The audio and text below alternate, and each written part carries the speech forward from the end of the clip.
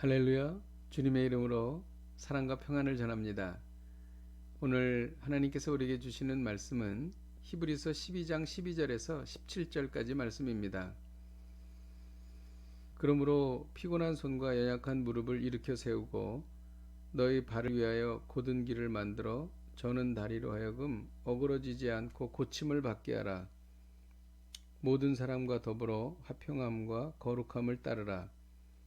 이것이 없이는 아무도 주를 보지 못하리라.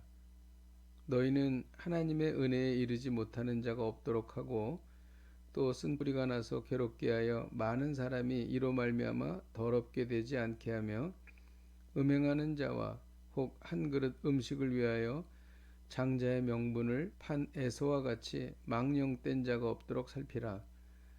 너희가 아는 바와 같이 그가 그 후에 축복을 이어받으려고 눈물을 흘리며 구하되 버린 바가 되어 회개할 기회를 얻지 못하였느니라. 아멘. 히브리서 저자는 앞에서 하나님의 징계에 대해서 언급했습니다. 지금 히브리서 독자들은 죄로 인한 하나님의 징계로 인해 매우 지친 상태에 있었습니다. 히브리서 저자는 여기서 머물러 있지 말고 일어서라고 말합니다. 피곤한 손과 연약한 무릎을 일으켜 세우고 곧은 길을 만들라고 말합니다. 피곤한 손은 낙심한 상태를 말합니다. 운동 경기에서 완전히 손이 풀려 기진맥진한 상태를 말합니다. 연약한 무릎은 두려움에 빠져 전진하는 일을 주춤거리고 있고 기도를 중단한 상태를 말합니다. 너희 발을 위하여 곧은 길을 만들라는 것은 올바른 행동 법칙과 진리를 따라 생활하라는 뜻입니다. 이제 하나님의 징계에 대하여 낙심하지 말고 일어나서 새로 시작하라는 것입니다. 어떻게 새로 시작해야 합니까? 모든 사람과 더불어 화평함과 거룩함을 쫓으라고 말합니다. 좋은 대인관계, 원만한 대인관계는 신앙생활의 기본입니다. 사람들과의 관계가 나빠지면 영적인 통로도 막히기 때문입니다. 거룩함은 신앙생활의 필수적인 요소입니다. 거룩하지 않으면 하나님께 가까이 갈 수가 없기 때문입니다. 그러므로 화평함과 거룩함이 없으면 아무도 주를 볼 수 없는 것입니다. 어떻게 새로 시작해야 합니까? 쓴뿌리를 뽑아내서 괴로움을 제거해야 합니다.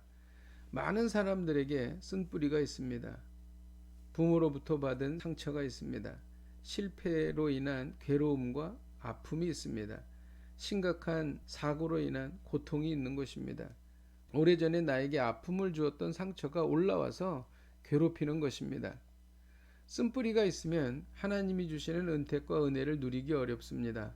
선하고 아름다운 것을 왜곡해서 받아들이기 때문입니다. 어떻게 새로 시작해야 합니까? 영적 가치를 중요하게 여겨야 합니다. 에서는 한 그릇 팥죽에 장자권을 팔아넘겼습니다. 자손에 대한 축복권, 구원받은 하나님의 계보를 이어가는 엄청난 복을 경홀히 여긴 것입니다. 에서는 나중에 후회했지만 회개할 기회를 얻지 못했습니다. 지금 히브리서 저자는 하나님의 징계에 대해 낙심하지 말고 다시 일어서라고 말하고 있습니다. 하나님이 원하시는 화평함과 거룩함을 따르라는 것입니다.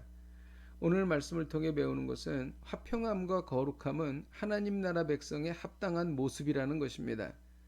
모든 사람과 더불어 화평하십시오. 불편한 관계가 시작될 것 같으면 조용히 그 자리를 피하십시오. 관계가 깨지면 영적으로 손해를 보기 때문입니다. 모든 일에 대해 거룩하십시오. 거룩한 생각을 하십시오. 거룩한 곳에 가십시오. 거룩한 사람들을 만나십시오. 하나님은 거룩하십니다. 그러므로 우리도 거룩해야 합니다. 히브리서 저자는 하나님으로부터 받은 징계와 아픔에 대하여 이제 일어나야 합니다. 하나님께서 우리에게 선한 것을 주시기 위한 방책이시기 때문입니다. 화평함과 거룩함을 따르십시다.